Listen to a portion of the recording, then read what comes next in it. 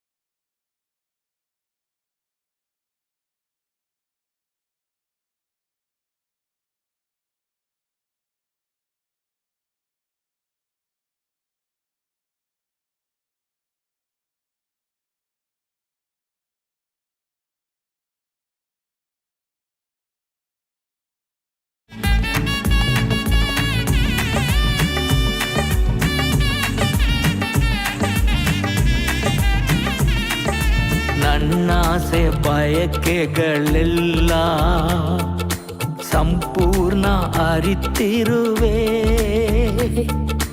ನನ್ನಾಸೆ ಬಯಕೆಗಳೆಲ್ಲ ಸಂಪೂರ್ಣ ಅರಿತಿರುವೆ. ನಡೆಯೋದನ್ನು ಮಲಗೋದನ್ನು ಅಪ್ಪ ಅರಿತಿರುವೆ. ನಡೆಯೋದನ್ನು ಮಲಗೋದನ್ನು ಅಪ್ಪ ಅರಿತಿರುವೆ. ಸ್ತೋತ್ರ ರಾಜ ಯೇಸು ರಾಜ, ಸ್ತೋತ್ರ ರಾಜ ಯೇಸು ರಾಜ. ನನ್ನ ಕಾಣುವವನೇ, ದಿನವು ಕಾಯುವವನೇ.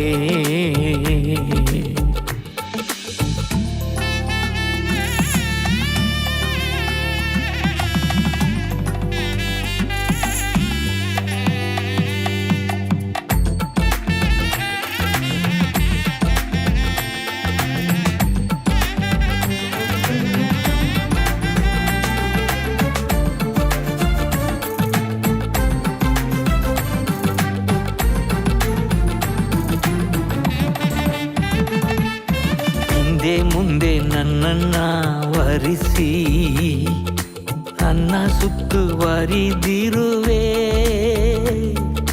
ಹಿಂದೆ ಮುಂದೆ ನನ್ನನ್ನ ವರಿಸಿ ನನ್ನ ಸುತ್ತುವರಿದಿರುವೆ. ನಿನ್ನ ಹಸ್ತದಿಂದ ದಿನವೂ ನನ್ನ ಬಿಗಿಯಾಗಿ ಹಿಡಿದಿರುವೆ.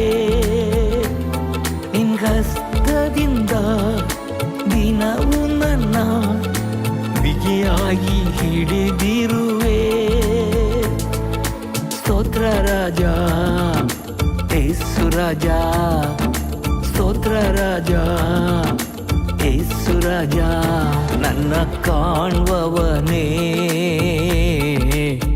ದಿನವು ಕಾಯುವ.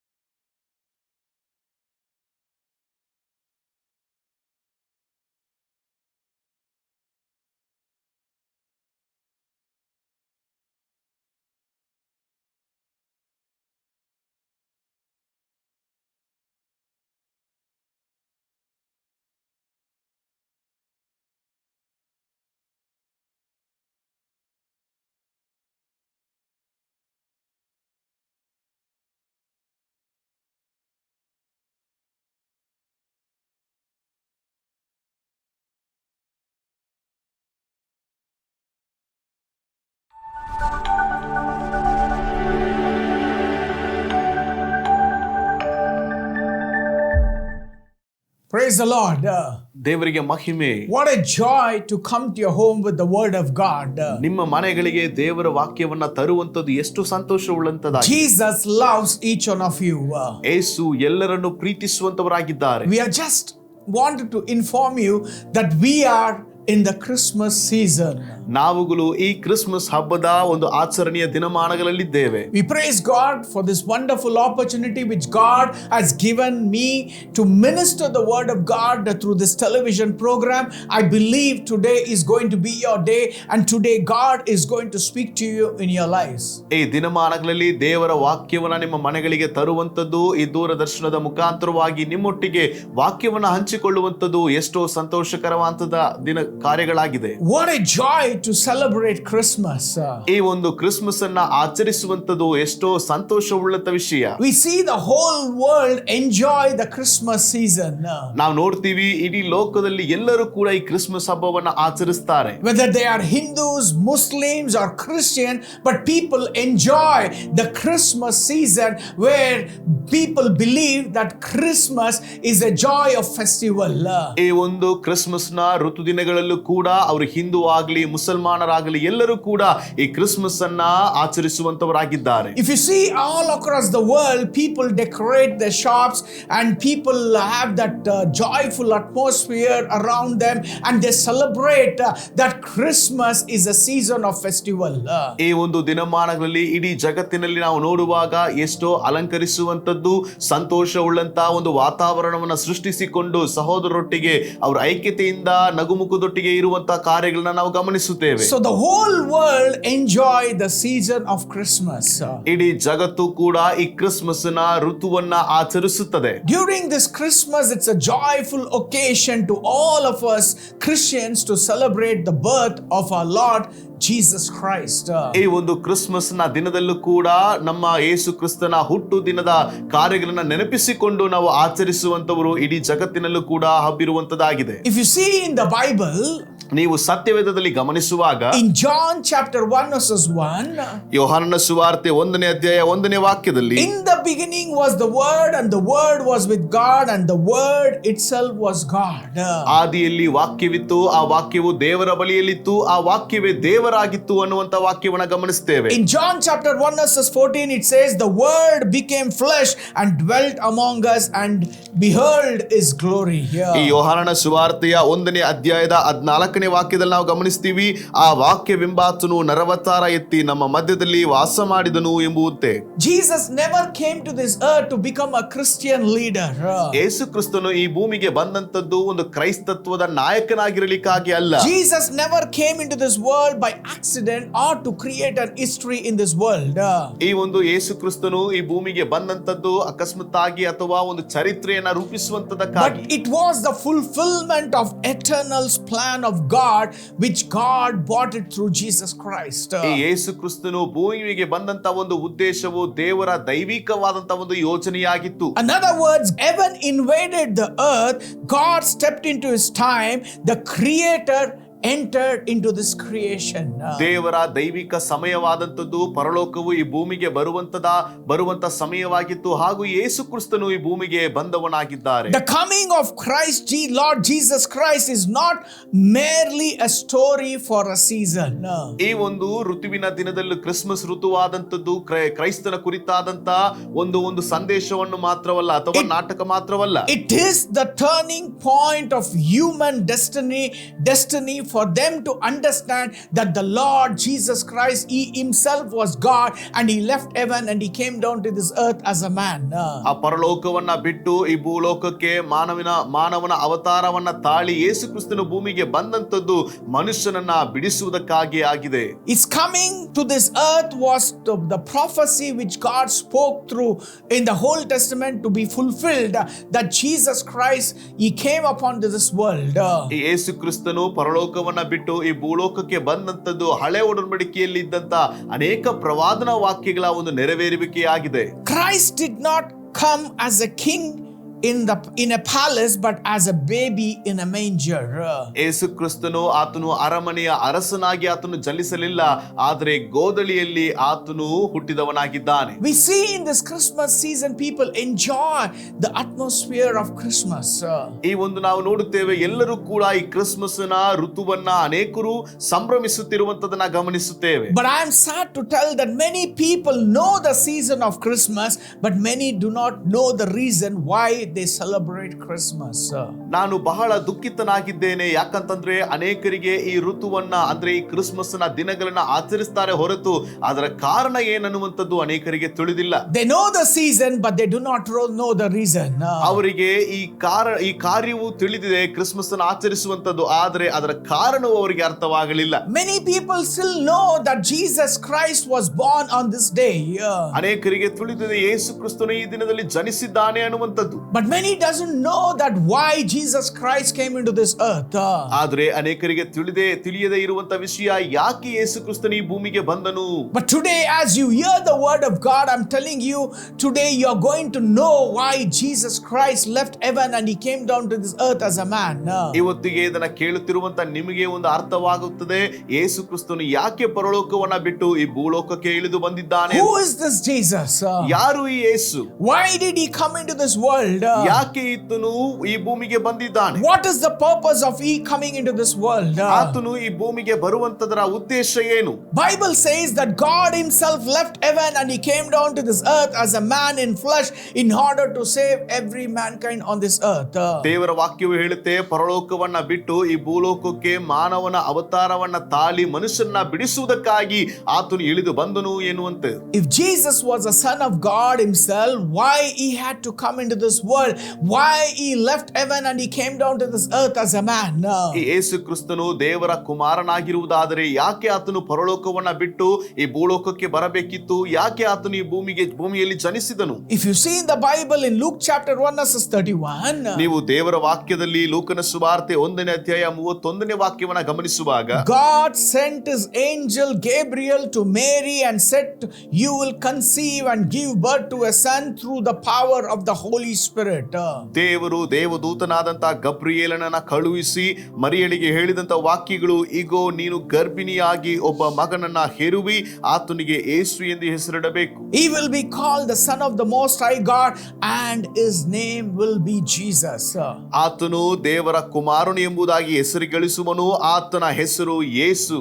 Listen very carefully. What I want to tell you is, ಬಹಳ ಶ್ರದ್ಧೆಯಿಂದ ಕೇಳ್ರಿ, ನಾನು ಹೇಳ ಬಯಸುವಂತ ವಿಷಯ ಇದೆ. Jesus, the Son of the living God, left heaven, came down to this earth in the form of a man, and he was conceived by a virgin, and it was announced to this virgin that he will be born in our womb.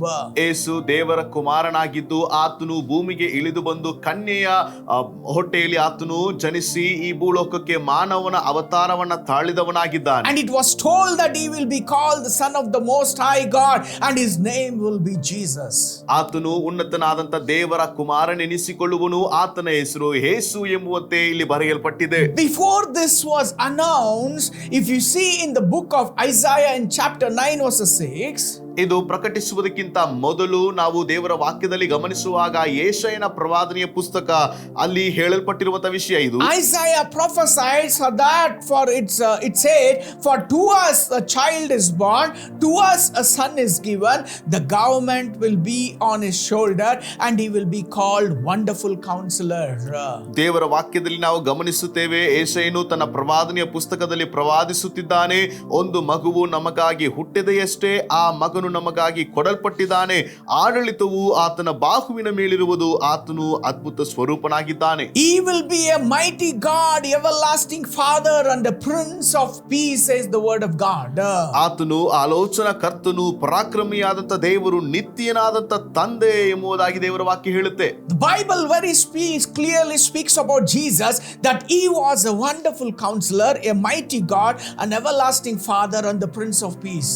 ದೇವರ ವಾಕ್ಯ ಸ್ಪಷ್ಟವಾಗಿ ಹೇಳಲ್ಪಟ್ಟಿದೆ, ಆತನು ಅದ್ಭುತ ಸ್ವರೂಪನಾಗಿಯೂ ಆಲೋಚನಾ ಕರ್ತನು, ಪರಾಕ್ರಮಿಯಾದಂತ ದೇವರು, ನಿತ್ಯನಾದಂತ ತಂದೆ ಅನ್ನುವಂಥದ್ದು ದೇವರ ವಾಕ್ಯ ನಾವು ಗಮನಿಸುತ್ತೇವೆ. He was not an ordinary person, but the Bible says he was the King of Kings and the Lord of Lords. ಆತನು ಸಾಧಾರಣವಾದಂತ ಮಗುವೇನು ಅಲ್ಲ, ಆತನು ರಾಜಾದಿ ರಾಜನು, ಕರ್ತರ ಕರ್ತನು ಆಗಿದ್ದಾನೆ. He was rich in his kingdom and he became poor and he came down to this earth in order to save every mankind on this earth. ಆತನು ಎಲ್ಲದರಲ್ಲಿಯೂ ಶ್ರೇಷ್ಠನು, ಎಲ್ಲದರಲ್ಲಿಯೂ ಕೂಡ ಶ್ರೀಮಂತನಾಗಿದ್ದ, ಆದರೆ ಈ ಭೂಮಿಗೆ ಆತನು ಬರುವಾಗ ಎಲ್ಲವನ್ನ ತ್ಯಜಿಸಿ ಆತನು ದಾಸನ ಭಾವವನ್ನ ಧರಿಸಿಕೊಂಡವನಾಗಿದ್ದಾನೆ. Luke chapter 19 verses 10 says, for the Son of Man came to seek to save the lost.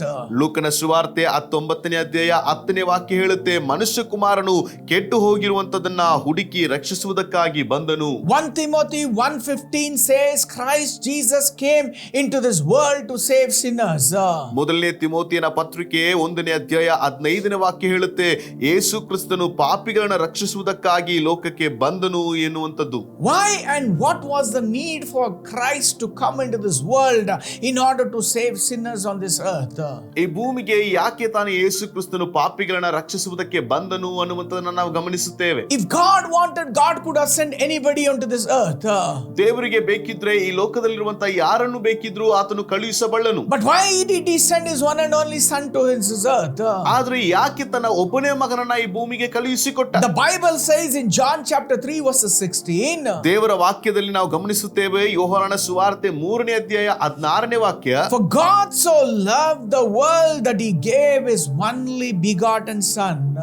ದೇವರು ಲೋಕದ ಮೇಲೆ ಎಷ್ಟೋ ಪ್ರೀತಿಯನ್ನಿಟ್ಟು ತನ್ನ ಏಕೈಕ ಕುಮಾರನನ್ನ ಆತನು ಕೊಟ್ಟನು. And whoever believes him shall not perish but have an eternal life. ಆತನನ್ನ ನಂಬುವಂತವನು ಒಬ್ಬನಾದರೂ ನಾಶವಾಗದೆ ಎಲ್ಲರೂ ನಿತ್ಯ ಜೀವವನ್ನ ಹೊಂದಿಕೊಳ್ಳಬೇಕಾಗಿ ಕೊಟ್ಟನು. God so loved the world, God loved us, and that's why he was able to sacrifice his one and only son because of the love and compassion what he had for you and me in our lives. ದೇವರು ನಮ್ಮ ಮೇಲೆ ಅತ್ಯಧಿಕವಾದಂತ ಪ್ರೀತಿಯನ್ನ ಇಟ್ಟಿರುವಂತವನಾಗಿದ್ದಾನೆ. ಹಾಗಾಗಿ ಆತನು ನಮ್ಮ ಮೇಲೆ ಮಮತೆಯನ್ನ ಇಟ್ಟು ತನ್ನ ಪ್ರೀತಿಯನ್ನ ತೋರಿಸುವುದಕ್ಕಾಗಿ ತನ್ನ ಮಗನನ್ನ ಕಳುಹಿಸಿದಂತವನಾಗಿದ್ದಾನೆ. The love and the compassion what he had for mankind, and he because of that he sacrificed his one and only son for us in order to redeem us from all our unrighteousness. ದೇವರು ಮನುಷ್ಯರ ಮೇಲೆ ಇಟ್ಟಂತ ಪ್ರೀತಿಯು ಹಾಗೂ ಕನಿಕರದ ಮುಖಾಂತರವಾಗಿ ಆತನು ತನ್ನ ಒಬ್ಬನೇ ಮಗನನ್ನ ಈ ಭೂಮಿಗೆ ಕಳುಹಿಸಿಕೊಟ್ಟು ನಮ್ಮ ಮೇಲೆ ಮಮತೆಯನ್ನ ಇಟ್ಟು ನಮ್ಮನ್ನ ಪಾಪದಿಂದ ನಮ್ಮ ಬಂಧನದಿಂದ ಆತನು ಬಿಡಿಸಿದವನಾಗಿದ್ದಾನೆ. John chapter 3:17 says, for God did not send his son into this world to condemn the world but to save the world through him. ಯೋಹಾನನ ಸುವಾರ್ತೆ 3ನೇ ಅಧ್ಯಾಯ 17ನೇ ವಾಕ್ಯ ಹೇಳಲ್ಪಟ್ಟಿದೆ, ದೇವರು ಲೋಕವನ್ನ ನ್ಯಾಯ ತೀರಿಸುವುದಕ್ಕಾಗಿ ತನ್ನ ಮಗನನ್ನ ಆತನು ಲೋಕಕ್ಕೆ ಕಳುಹಿಸಲಿಲ್ಲ, ಲೋಕವು ಆತನ ಮೂಲಕ ರಕ್ಷಣೆ ಹೊಂದಿಕೊಳ್ಳುವಂತೆ ಆತನು ಕಳುಹಿಸಿದ್ದಾನೆ. What is the need of Jesus Christ to come and to be sacrificed for the mankind to be saved?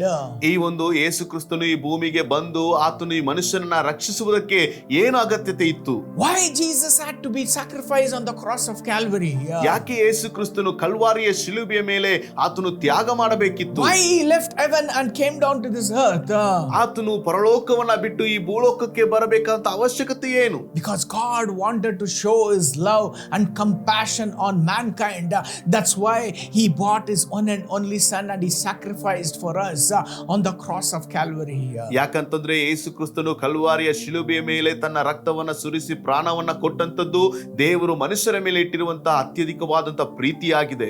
Jesus paid the price for you and for my sins on the cross of Calvary. He died and he was buried, and on the third day God rose him again and he is alive in our midst. ಯೇಸು ಕ್ರಿಸ್ತನು ಶಿಲುಬೆಯ ಮೇಲೆ ತನ್ನ ಪ್ರಾಣವನ್ನ ಕೊಡುವುದರ ಮುಖಾಂತರವಾಗಿ ನಮಗಾಗಿ ಆತನು ಕ್ರಯವನ್ನ ಸಲ್ಲಿಸಿದ್ದಾನೆ. ಆತನು ಸತ್ತು ಹೂಣಿಡಲ್ಪಟ್ಟು ಆತನು ಹೇಳಿದ ಪ್ರಕಾರವಾಗಿ 3ನೇ ದಿನದಲ್ಲಿ ಆತನು ಪುನರುತ್ಥಾನ ಹೊಂದಿದವನಾಗಿದ್ದಾನೆ. Why God had to sacrifice his one and only son? ಯಾಕೆ ದೇವರು ತನ್ನ ಒಬ್ಬನೇ ಏಕೈಕ ಪುತ್ರನನ್ನ ಆತನು ತ್ಯಾಗ ಕೊಡಬೇಕಿತ್ತು? If you see in the Old Testament, God created Adam and Eve in his own image and in his own likeness. ನೀವು ಆದಿಕಾಂಡದ ಪುಸ್ತಕದಲ್ಲಿ ನೋಡುವಾಗ ಆದಾಮನನ್ನ ಹವ್ವಳನ್ನ ದೇವರು ತನ್ನ ಸ್ವಾರೂಪ್ಯದಲ್ಲಿ ಆತನು ಉಂಟು ಮಾಡಿದ್ದಾನೆ. God gave the entire creation into the hands of Adam and Eve.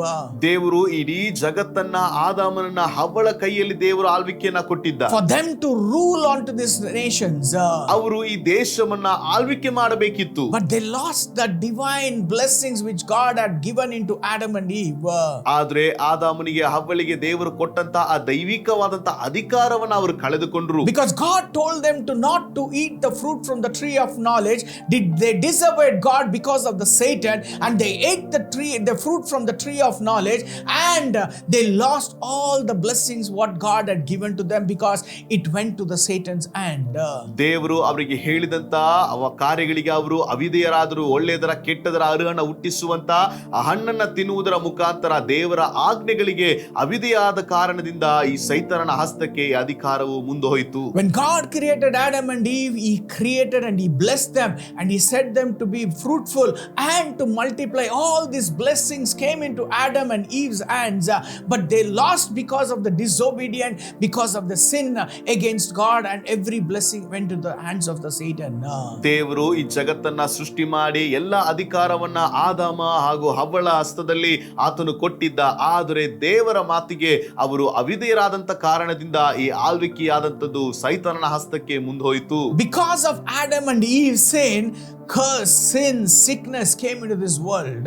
ಈ ಆದಾಮನ ತಪ್ಪಿನ ನಿಮಿತ್ತವಾಗಿ ಪಾಪ, ಅವಿಧೇಯತೆ ಹಾಗೂ ಅಸ್ವಸ್ಥತೆ ಅನ್ನುವಂಥದ್ದು ಈ ಭೂಮಿಗೆ ಇಳಿದು ಬಂತು. If you see in the book of Genesis to book of Revelation, God's love, we can read about how God was behind man's heart, and he wanted to see that his children should not lack anything. His children should be blessed. His children should be fruitful. His children should be multiplied in every areas of their lives. ನೀವು ದೇವರ ವಾಕ್ಯದಲ್ಲಿ ಗಮನಿಸುವಾಗ ಆದಿಕಾಂಡದ ಪುಸ್ತಕದಿಂದ ಪ್ರಕಟಣೆಯ ಪುಸ್ತಕದವರೆಗೂ ಕೂಡ ದೇವರು ಮನುಷ್ಯನ ಹಿಂದಾಗಿ ಮನುಷ್ಯನನ್ನ ಆಶೀರ್ವಾದ ಮಾಡುವಂತೆ, ಮನುಷ್ಯನನ್ನ ಅಭಿವೃದ್ಧಿಪಡಿಸುವಂತೆ, ಅವನ ಆರ್ಥಿಕದಲ್ಲಿ ಎಲ್ಲದರಲ್ಲೂ ಕೂಡ ಅವನ ಆಶೀರ್ವಾದ ಹೊಂದಿಕೊಳ್ಳಬೇಕಾಗಿ ಅವನ ಹಿಂದೆ ಇದ್ದಂತದನ್ನ ನೀವು ಗಮನಿಸ್ತೀರಾ. God's love and compassion was always there because he loved us, and that is why he had to send his one and only son to redeem us from every unrighteousness. ದೇವರ ಪ್ರೀತಿ ಹಾಗೂ ಕನಿಕರ ಆದಂತದ್ದು ಮನುಷ್ಯನಿಗೆ ಯಾವತ್ತಿಗೂ ಕೂಡ ಇರುವಂತದ್ದಾಗಿದೆ. ಹಾಗಾಗಿ ಆತನು ತನ್ನ ಏಕೈಕ ಪುತ್ರನಾದಂತ ಯೇಸು ಕ್ರಿಸ್ತನನ್ನ ಮನುಷ್ಯರ ಬಿಡುಗಡೆಗಾಗಿ ಆತನು ಕಳಿಸಿದವನಾಗಿದ್ದಾರೆ. When Adam and Eve sinned against God, they lost everything in their lives.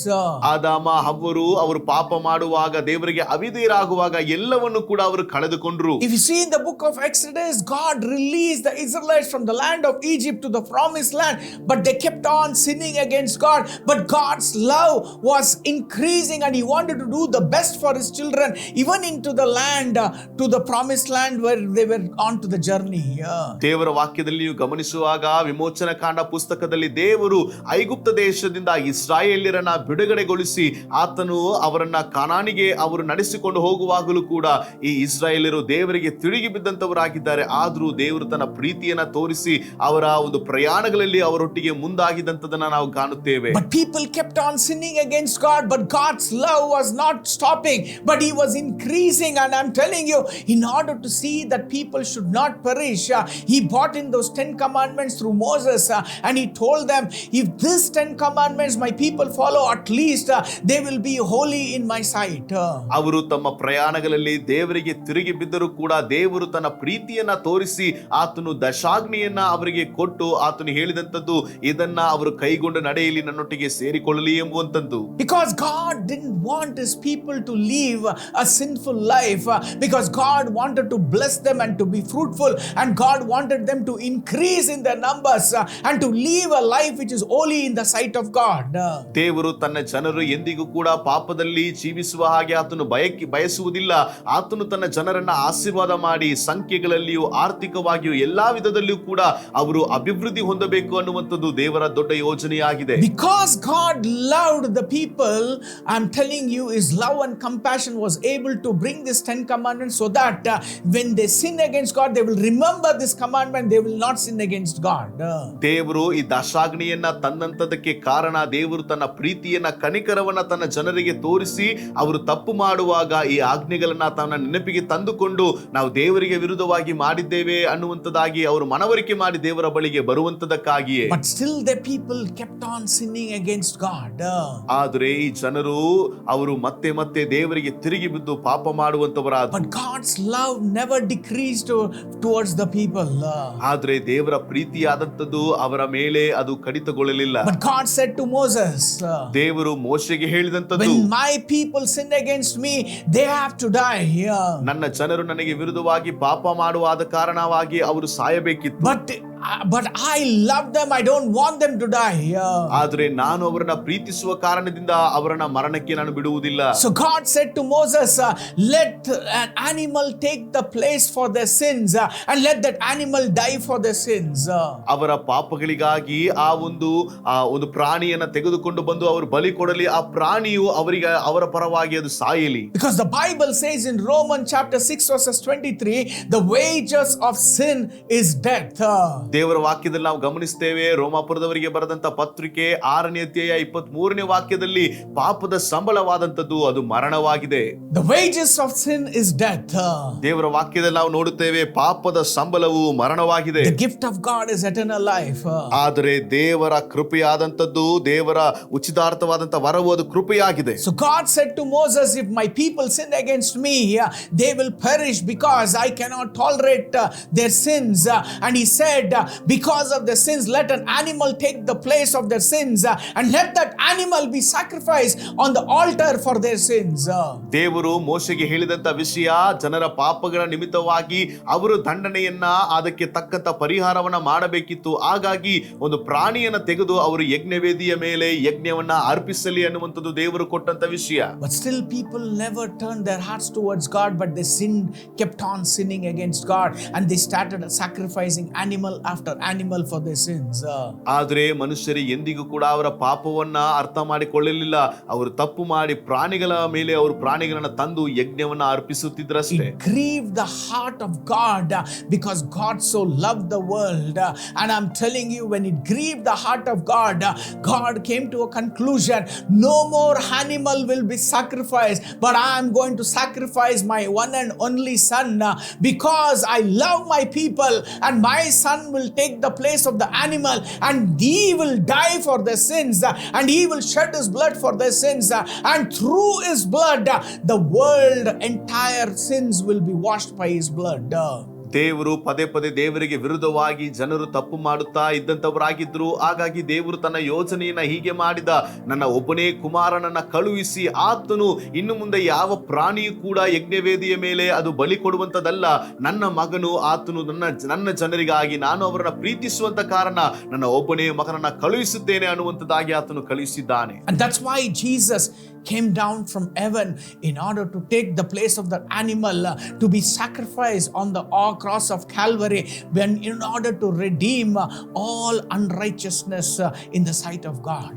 ದೇವರ ಮುಂದೆ ಯಾವೆಲ್ಲ ಅವಿಧೇಯತ್ವದ ಅಪರಿಶುದ್ಧವಾದಂತ ಕಾರ್ಯಗಳಿದೆಯೋ ಅದೆಲ್ಲದರಿಂದಲೂ ಮನುಷ್ಯನನ್ನ ಬಿಡಿಸುವುದಕ್ಕಾಗಿ ಯೇಸು ಕ್ರಿಸ್ತನು ಪರಲೋಕವನ್ನ ಬಿಟ್ಟು ಆತನು ಆ ಪ್ರಾಣಿಯ ಸ್ಥಾನದಲ್ಲಿ ತನ್ನ ಪ್ರಾಣವನ್ನ ಕೊಡುವುದಕ್ಕೂ ಕೂಡ ಆತನು ಮುಂದಾದಂತದನ್ನ ನಾವು ಕಾಣುತ್ತೇವೆ. Today we celebrate the season of Christmas, but the reason why Christ came was in order to redeem us from all our unrighteousness, so that our life should not perish in this world, because God so loved the world and he gave his only begotten son for us.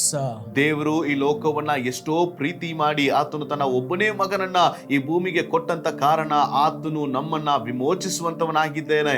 ಈ Christmas ನ ಋತುವನ್ನ ಆಗಾಗಿ ನಾವು ಆಚರಿಸುವಂತವರಾಗಿದ್ದೇವೆ. Jesus paid the price for your sins and my sins on the cross of Calvary.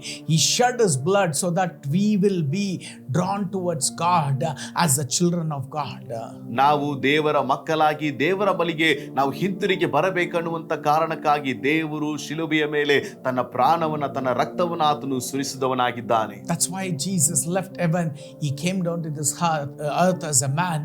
Today we celebrate Christmas and we rejoice of coming of Jesus Christ into this world. ಹಾಗಾಗಿ ಆತನು ಪರಲೋಕವನ್ನ ಬಿಟ್ಟು ಈ ಭೂಲೋಕಕ್ಕೆ ಇಳಿದವನಾಗಿದ್ದಾನೆ. ಇಂದಿಗೆ ನಾವು ಈ ಕ್ರಿಸ್ಮಸ್ ಅನ್ನ ಆಚರಣೆ ಮಾಡುವಂತದ್ದು ನಮ್ಮ ದೇವರಾದಂತ ಯೇಸು ಕ್ರಿಸ್ತನು ಮರಳಿ ಆತನು ಬರುವಂತವನಾಗಿದ್ದಾನೆ. Today this Christmas season, I am telling you that Jesus Christ is already there in our midst, and I'm telling you, God so loved the world, he gave his only begotten son to us. Today if you and I we believe in him, we will have an eternal life. ಇವತ್ತಿಗೆ ಈ Christmas ನ ಋತುವಿನ ದಿನದಲ್ಲೂ ಕೂಡ ಯೇಸು ಕ್ರಿಸ್ತ ನಮ್ಮ ಮಧ್ಯದಲ್ಲಿ ಇರುವಂತವನಾಗಿದ್ದಾನೆ. ಆದ್ರೂ ಕೂಡ ನಾನು ಹೇಳಬಲ್ಲೆ ಆತನು ನಮ್ಮನ್ನ ಹೆಚ್ಚಾಗಿ ಪ್ರೀತಿ ಮಾಡಿ ನಮ್ಮೊಟ್ಟಿಗೆ ಇರುವಂತವನಾಗಿದ್ದಾನೆ. This Christmas season, believe in Jesus and know that he is the son of the living God. He left heaven, he came down to this earth in order to save you and me from all our unrighteousness. ಈ Christmas ನ ದಿನಮಾನಗಳಲ್ಲಿ ನಾವು ಅರ್ಥ ಮಾಡಿಕೊಳ್ಳಬೇಕಾದಂತ ವಿಷಯ, ಆತನು ನಮ್ಮನ್ನ ಪ್ರೀತಿಸುವಂತವನು, ಈ ದಿನಮಾನಗಳಲ್ಲಿ ನಮ್ಮೊಟ್ಟಿಗೆ ಇರುವಂತವನು ಕೂಡ ಆತನಾಗಿದ್ದಾನೆ. He loves you. God bless you. ಆತನು ನಿಮ್ಮನ್ನ ಪ್ರೀತಿಸುವಂತವನಾಗಿದ್ದಾನೆ. ದೇವರು ನಿಮ್ಮನ್ನ ಆಶೀರ್ವಾದ ಮಾಡಲಿ. Amen. ಆಮೆನ್.